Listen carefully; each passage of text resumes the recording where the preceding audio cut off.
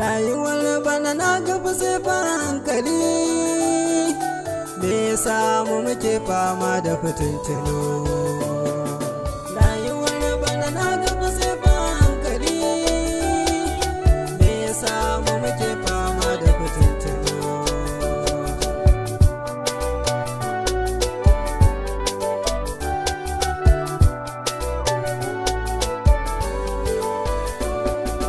Ga dabara Allah zana kira a farko, shi ya bani ido mugun abokan tako. Duk abin da nake so hannuna ya dauko, bangaren waka in za a yi banda rauni. Rayuwar bana na gaba sai ba hankali, me yasa mu muke fama da fitintunu. Ina dalili ka guji naka yana a rana, ka taimaka masa can gaba kila ya maka rana. Inda dai rayuwa na sauyi yan uwana, wanda ke kasa babu zato zai taka sani.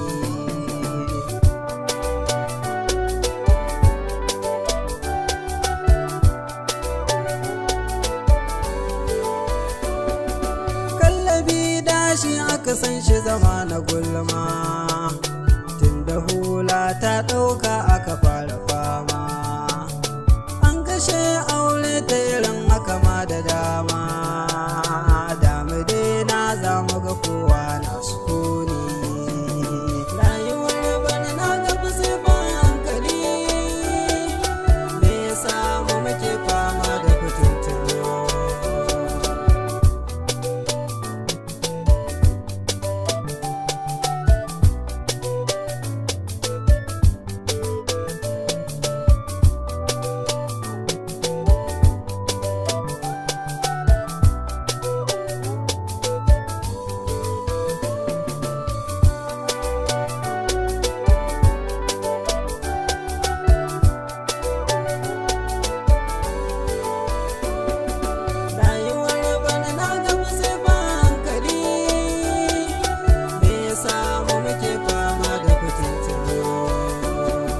Sace ke amare da sun yi aure, duk abin da aka yi na laifi za a zare.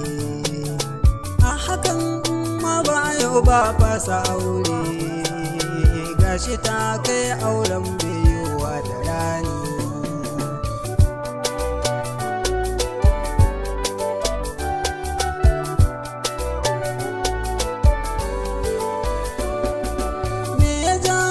Laifin na wajen amarya, ba ta sati za ta fito yawo da gayya. Babu kunya imani ya ja da baya, kaddara wata mai kyau wadda ta zo da muni. Rayuwar bana na gaba sai ba hankali, me yasa mu muke fama da fitintunu. Abinda ni fa nake so to jama'a mu gano, gaskiya muka kama haske za ya kunno. Mu daina shuka bakin sharri kairi mu kunno, Mustapha sunana kan da tambaye ni.